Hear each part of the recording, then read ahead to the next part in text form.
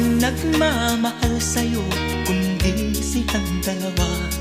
Sino ang nagmamalasakit? Ang iyong ama't ina. Sila ang naging daan, kaya ika'y nabubuhay sa mundo.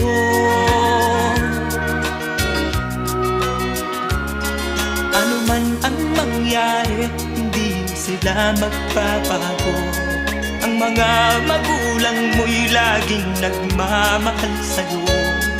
Kahit na nasasaktan, kahit na sila'y di mo pinapansin.